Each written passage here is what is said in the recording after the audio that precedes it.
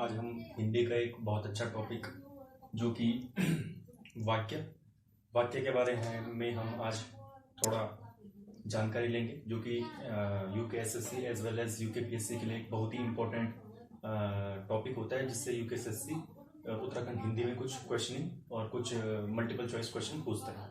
तो देखिए, सबसे पहला जो आज का हमारा टॉपिक है वो है वाक्य। सबसे पहली चीज है हम वाक्य बोलते किसे हैं, ठीक है। तो वाक्य सार्थक शब्दों के समूह,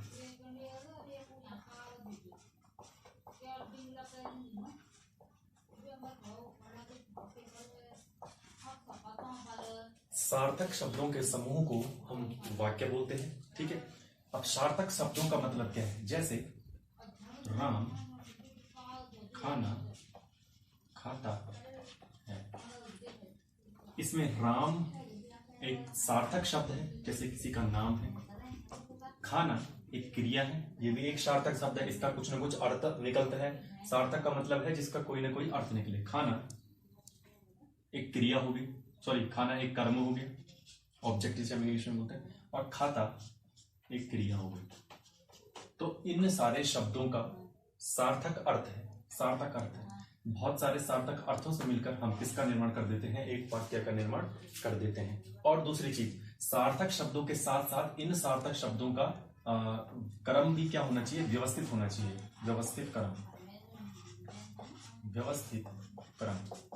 देखिए यहां पर जैसे कि मैंने लिखा कि राम खाना खाता है, ठीक है, राम खाना खाता है, तो यह एक सार्थक शब्द तो है, साथ में इनका क्रम व्यवस्थित है कि पहले राम खाना खाता है। हमें एक प्रॉपर चीज समझ आ रही है, एक इस वाक्य से हमें समझ में आ पा रहा है कि जो राम है वो मतलब कुछ खाना या कोई चीज खा रहा है, ठीक है। इसके बाद अगर क्रम अव्यवस्थित हो, अगर क्रम क्या हो? अव्यवस्थित हो, मतलब कि इन शब्दों का जो सार्थक शब्द है इनका क्रम आगे पीछे हो। अगर मैं इसी को व्यवस्थित न रखे अव्यवस्थित कर दूं, खाता राम खाना है, तो इसका कोई एक सार्थक अर्थ नहीं निकल पा रहा है ना। तो सार्थक शब्दों के साथ साथ शब्दों का क्रम भी क्या होना चाहिए? व्यवस्थित होना चाहिए, ठीक है। तीसरी चीज कि जब शब्दों का क्रम भी व्यवस्थित हो जाए तो इसका पूर्ण आशय होना चाहिए, पूर्ण आशय होना चाहिए। इसका वाक्य का पूर्ण आशय होना। जब आप कोई भी वाक्य बनाएंगे तो उसका सार्थक शब्दों के समूह के कारण जब उसका क्रम व्यवस्थित होगा तो उसका एक पूर्ण आशय भी होगा। अगर उसका पूर्ण मतलब नहीं निकलता है तो इसका मतलब वह एक सही वाक्य नहीं है। तो वाक्य को ज्यादा हमने डीपली नहीं पढ़ना है, मेनली इसका जो मेन कॉन्सेप्ट है उसको पकड़ के चढ़ना है।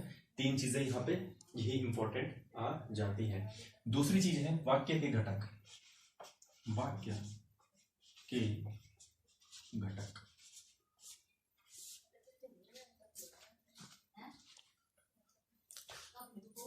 अब जैसे कि देखो, वाक्य के घटक मतलब प्रकार भी, आप वाक्य के घटक मतलब कि घटक का मतलब होता है कि वाक्य में कौन कौन सी वो चीजें हैं जो एक वाक्य को पूर्ण बनाती है, ठीक है, वाक्य को पूर्ण अर्थ प्रदान करती है। देखो वाक्य के दो घटक होते हैं, सबसे पहले शॉर्ट में लिख लो, वाक्य के दो घटक होते हैं। देखो हमेशा जो है आपको स्ट्रक्चरल डायग्राम बनानी चाहिए, मैप टाइप की डायग्राम बनानी चाहिए। इससे क्या होता है कि नोट्स आपको भारी नहीं लगेंगे और आपका जो माइंड है वो स्ट्रक्चर को जल्दी याद करने की क्षमता रखता है। यह उसी प्रकार है जिस प्रकार आपको कोई मूवी अच्छे से याद रहते हैं, लेकिन एक रिटनेबल किताब, एक पढ़ी लिखी हुई किताब आपको उतनी अच्छे से याद नहीं हो पाती, ठीक है।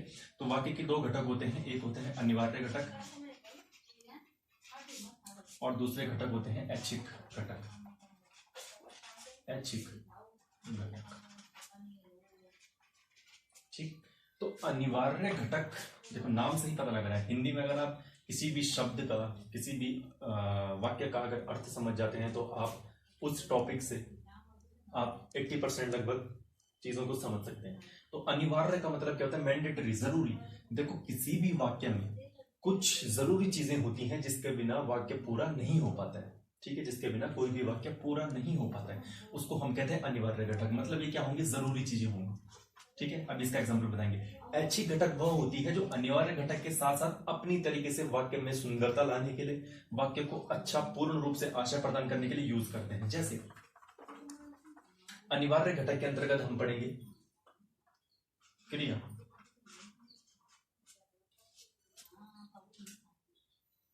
कर्ता, कर्ता और क्रिया अनिवार्य घटक होते हैं किसी भी वाक्य के। जैसे सीता हंसी, बस इतना ये एक वाक्य है कि सीता हंसी। देखो सीता तो हो गई आपकी कर्ता और हंसना हो गया आपकी क्रिया, तो आपका एक वाक्य बन गया है। मतलब कि अनिवार्य घटक ये दोनों अगर ना हो, इन दोनों में से अगर एक भी चीज ना हो तो आपका वाक्य नहीं बनेगा। तो कर्ता और क्रिया को ही हम क्या कहते हैं, अनिवार्य घटक कहते हैं किसी भी वाक्य में। अब सीता हंसी, अब इसी वाक्य को हम ऐच्छिक घटक में देखो कैसे बनाएंगे। ऐच्छिक घटक का मतलब है कि आपने इसी वाक्य में कुछ अपनी इच्छा अनुसार या फिर व्याकरण के अनुसार उसको और आशयपूर्ण, उसको और सुंदरता प्रदान करने के लिए इसमें ऐच्छिक कुछ घटक डाल दिए। ठीक है, मतलब इसमें कर्ता क्रिया के अलावा, कर्ता प्लस क्रिया के अलावा, कर्ता और क्रिया के अलावा आप इसमें डाल सकते हैं विशेषण, आप इसमें डाल सकते हैं क्रिया विशेषण,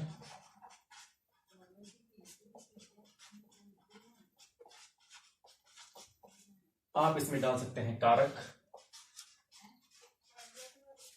ठीक है, तो इनको हम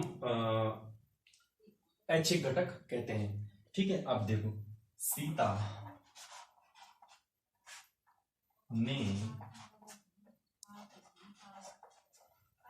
ने